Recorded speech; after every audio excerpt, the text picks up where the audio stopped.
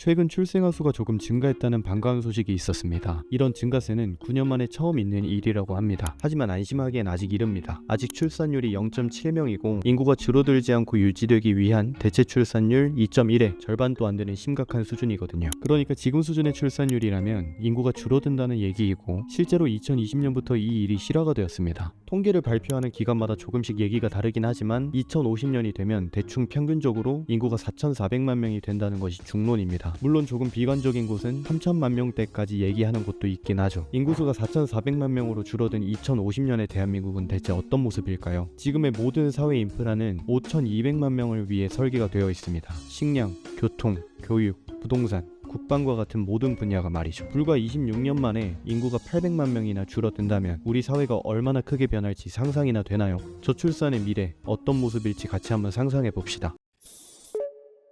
2050년에 부동산은 어떻게 될까요? 800만 명의 인구가 줄어든다는 건 부동산의 수요에도 영향을 미칠 겁니다. 사람이 줄어들면 부동산의 수요도 줄 거고 그러면 가격이 내려간다고 단순하게 생각할 수도 있겠죠. 하지만 서울 집중 현상은 여전히 지속될 거고 수도권 집값은 떨어지지 않을 거라는 주장도 많은데 이게 사실이라면 지방의 인구 감소는 더 가속화될 거고 당연하게도 지방의 아파트는 텅텅 비어버리고 마는 거죠. 결론적으로 비수도권의 부동산 가격은 하락이 문제가 아니라 빈집을 어떻게 감당해야 할지가 관건일 겁니다. 옆집 일본도 비슷하게 2033년까지 빈집이 2천만 채에 이른다는 예측이 있는 걸 보면 아예 허무맹랑한 말은 아닌 거죠. 또 다른 의견으론 1인 가구의 증가로 주택의 수요는 줄어들지 않을 거라고 말하는데 실제로는 1인 가구의 증가가 무한정 지속되진 않을 겁니다. 통계청에서도 2040년 이후엔 1인 가구 증가세가 둔화할 거라고 말하고 있죠. 현재 1인 가구의 대부분을 차지하고 있는 청년층도 계속 줄어들고 있기 때문인데 실제로 지금만 놓고 봐도 1인 가구의 증가폭이 계속 줄어가는 것을 볼 수 있습니다. 그리고 2050년 정도의 기술력이라면 완전 자율주행 자동차의 보편화, VR 기술의 발전 덕분에 물리적 위치의 중요성이 줄어들어 도심지 프리미엄이 많이 약화되는 것도 서울 집중 현상을 해결하는 것에 한몫했을 겁니다. 결론적으로는 수도권의 부동산 가격은 지금보다 많이 안정화되었을 거라고 볼 수 있겠죠. 2050년의 교육은 어떨까요?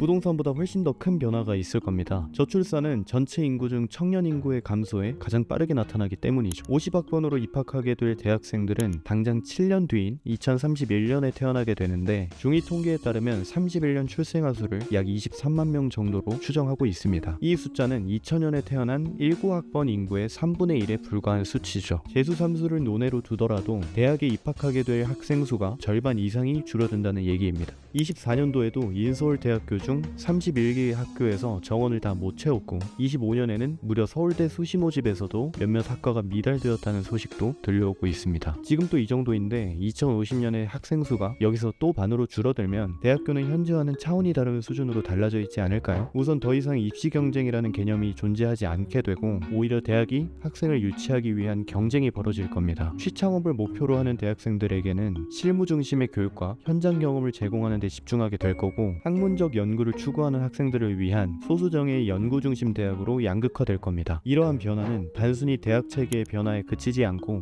사회 전반의 가치관과 평가 기준에도 큰 영향을 미칠 것으로 예상됩니다. 입시 경쟁, 학점, 명문대 졸업과 같은 간접적이고 추상적인 지표들의 중요성은 감소하고 대신 개인의 적성, 실무 능력, 창의력, 의사소통과 같은 직접적이고 실질적인 역량이 사회적으로 더 높은 가치를 인정받게 될 겁니다. 마지막으로 노동시장은 어떤 모습일지 상상해봅시다. 2024년 기준 생산 연령 인구는 3,600만 명에서 2050년엔 무려 2,300만 명까지 줄어들 겁니다. 학생수 감소 못지않게 드라마틱하죠? 하지만 여기서 재밌는 점은 생산자가 줄어든다고 해서 반드시 생산량이 줄어들진 않는다는 겁니다. 생각해보면 25년 전만 해도 주 6일제가 당연했는데 지금은 주 4일제 얘기까지 나오고 있죠. 하지만 아이러니하게도 지금의 생산량은 그 시절보다 압도적으로 더 많아졌습니다. 이건 기술 발전으로 인해 우리 노동 방식이 근본적으로 바뀌었기 때문이죠. 앞으로 25년 뒤인 2050년에는 출근이라는 개념 자체가 모호해질 겁니다. 일할 사람은 줄어들겠지만 기술 발전으로 인해 생산성은 오히려 더 높아지겠죠. 인공지능과 자동화 기술의 혁신으로 한 명당 처리할 수 있는 일이 훨씬 훨씬 더 많아질 겁니다. 물론 복지 요양 서비스 같은 기술로 대체하기 힘든 분야는 조금 걱정이긴 하지만 기술이 보조적인 역할로 효율성은 높일 수 있을 거라고 보는 겁니다. 결국에는 인간의 따스한 손길과 공감 능력이 필요한 영역만 남게 되지 않을까 싶습니다. 또 지금은 쉽게 상상하기 어려운 새로운 직업도 많이 나오겠죠. 멀지 않은 미래에는 민간 우주 여행이 대중화될 테니 우주 관광 가이드, AI 윤리 변호사 같은 것들도 있을 수 있겠고, 더 나아가서 바이오닉 인체 부품 디자이너 같은 소설에서나 볼 법한 직업도 생겨날 겁니다.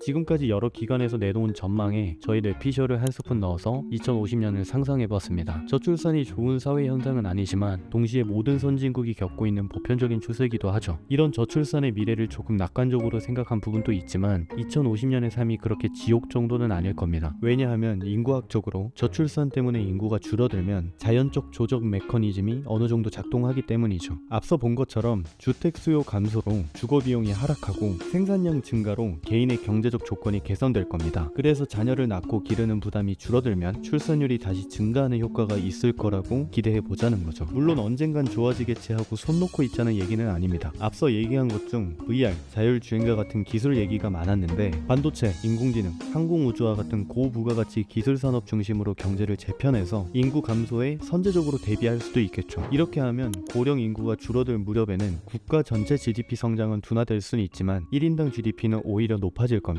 룩셈부르크나 아이슬란드처럼 말이죠. 낙관적인 미래는 철저한 준비를 통해서만 실현됩니다. 인구 감소는 이제 피할 수 없는 현실이 되었지만 잘 대비해서 더 살기 좋은 미래를 만들어 봅시다.